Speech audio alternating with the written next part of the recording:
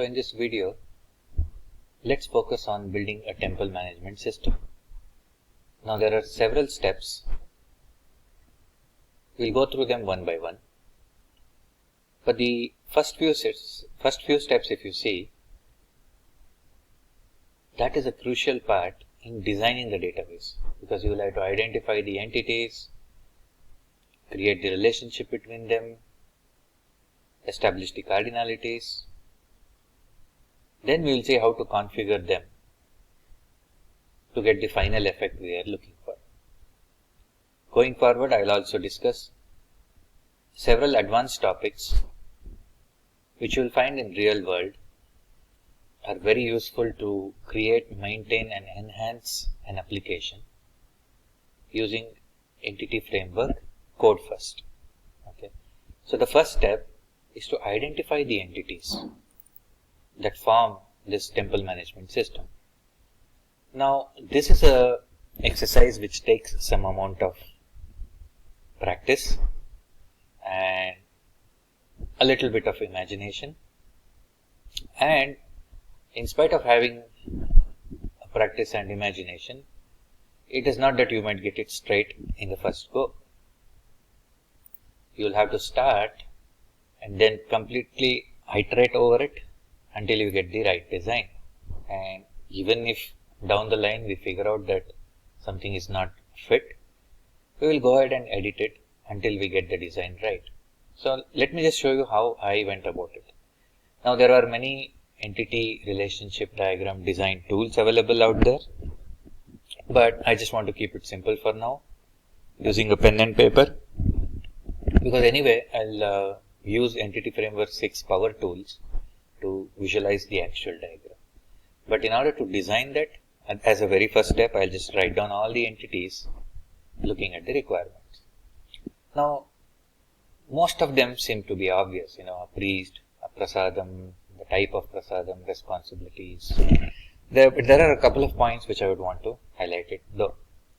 If you see the locker here, I thought this would be an entity, but then I avoided doing that for two reasons. One, if you see the requirement, a priest is allowed to have one locker, or a priest is associated with one locker. So this is a classic case of one-to-one association. Now for various reasons, I would encourage you all to avoid a one-to-one relationship. But in the first place, why do we have a one-to-one relationship here? It's not required. In the locker entity, if you really think about it, all I want to store is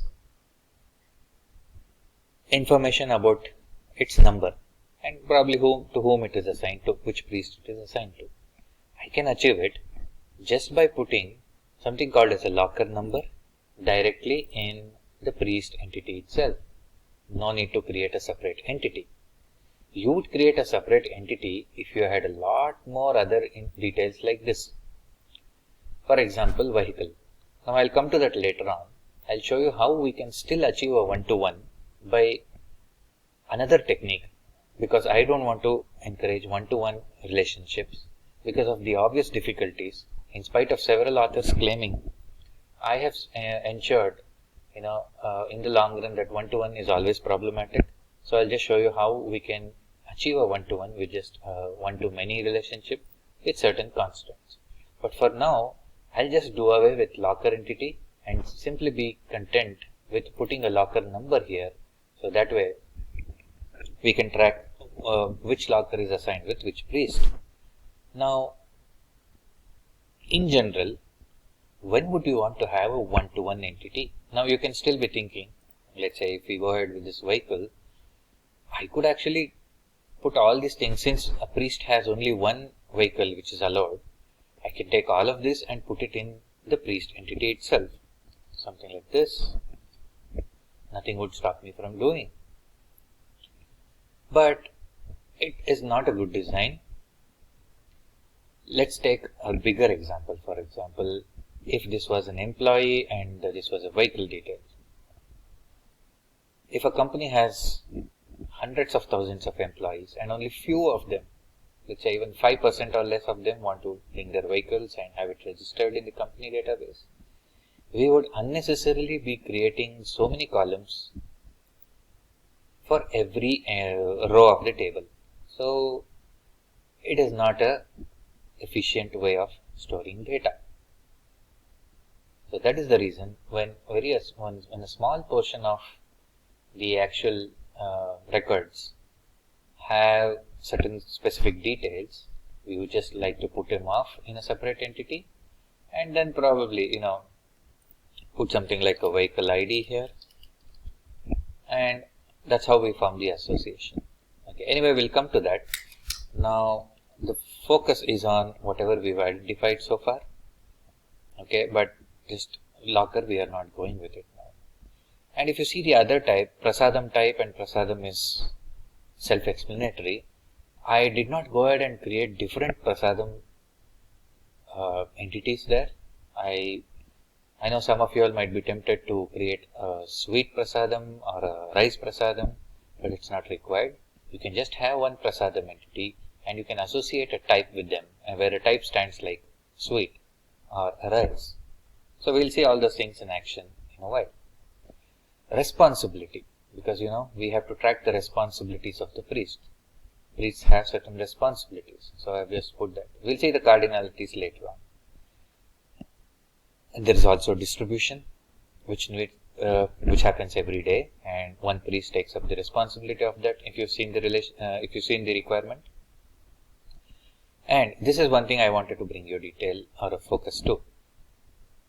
There will be many such instances in any domain here where one entity will be acting like a header and the other entity will be acting like a detail. What do I mean by that? Here, a distribution only records which priest was associated with it, on what day it was distributed, and probably one or two other fields if required, but nothing in detail, and we cannot store too many things here in detail. So this is just a header, a summary. All the details, now the distribution would have several items as part of it. You could have 2 sweet items, 1 rice item, and it will also record the various quantities, the unit prices associated with them. So if you see in other databases like the classic Northwind, which we were discussing the other day, you can correlate this with order and order details, where order just captures a high level detail and order details has the specific records for them. And if you think about it, it is a natural way to achieve what we want to. I don't think you will find a better way to do what we are doing. Now, in the next part of this video, we will see how to establish the relationships and the cardinalities among them.